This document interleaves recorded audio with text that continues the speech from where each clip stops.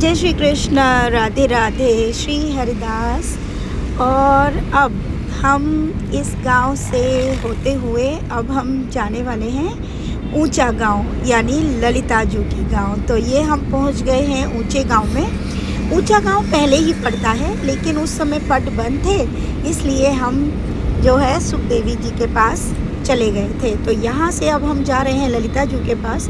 और ये देखिए, यहाँ पास में ही पड़ोस में हा खुशबू आ रही थी। पता है, कुछ न कुछ बन रहा था। और मेरे कन्हैया को जब खुशबू आती है तो मेरा कन्हैया ऐसे ही देखता है, कहाँ से आई, किसके यहाँ क्या बन रहा है, कौन मक्खन चला रहा है, कहाँ पे दूध दही। हा उसकी ये बातें सुन के ना, सच कहूँ मुझे खुद भूख लगने लगती है। और इस भूख के कारण ना मेरा वज़न इतना बढ़ गया है ना कि मैं अब कंट्रोल नहीं कर पा रही हूँ।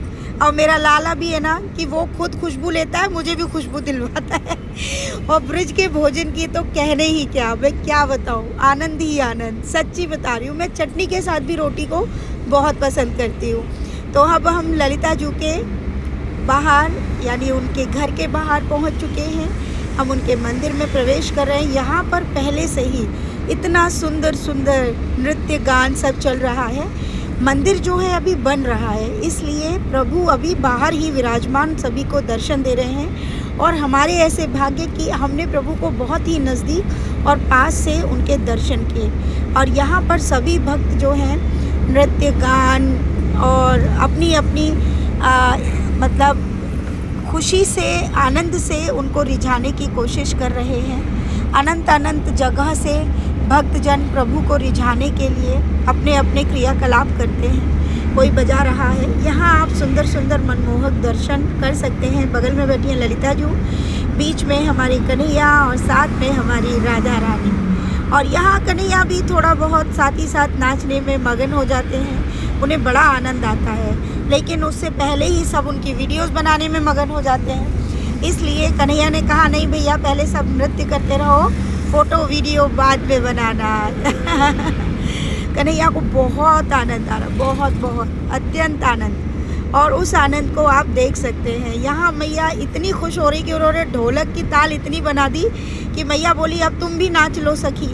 हमने कहा ज़रूर नाचे, तुम बजाओ ढोलक। तो देखिए, मुझे नाचना भी ज़्यादा नहीं आता है, लेकिन हाँ, प्रभु को रिझाने के लिए कुछ भी घूमना भी मतलब नृत्य है मेरा तो। और यहाँ से अब हम दर्शन के लिए थोड़ा ही पास में देह कुंड है। देखिए, ये अलग अलग बहुत से मंदिर अब ब्रिज में आपको मिल जाएंगे। अब आपकी मर्ज़ी है कि आपको कहाँ कहाँ जाना है। लेकिन मैं उन स्थानों पर ही ज़्यादा जाना पसंद करती हूँ जहाँ प्रभु मुझे बुलाते हैं। अन्यथा तो मैं कहूँ पूरा दुनिया या पूरी दुनिया ही मेरे लाला की है। तो आपके लिए हर स्थान ही पवित्र है, हर स्थान, हर कण में मेरे प्रभु वास करते हैं।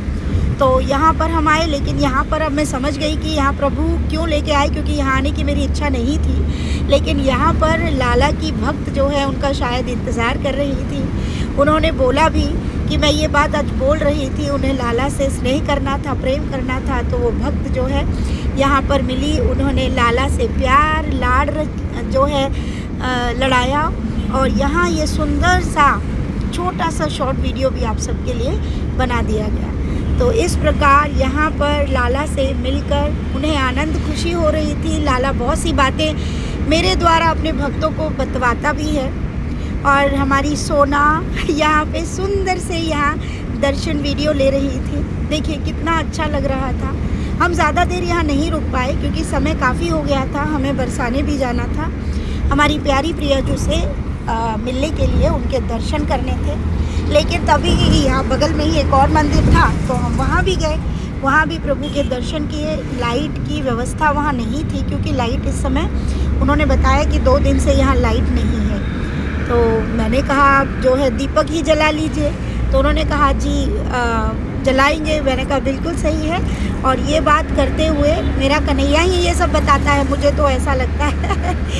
और ये सब करते हुए हमने पंडित जी से बहुत सारी बातें की। और करने के बाद लाला फिर से बोले कि चलो चलो चलो, मुझे भी जाना है बरसाने। लेकिन बरसाने में उस दिन इतनी भीड़ थी ना कि मैं आपको क्या बताऊं। फिर रात को लाला थक गया था क्योंकि वो बहुत घूम लिया था।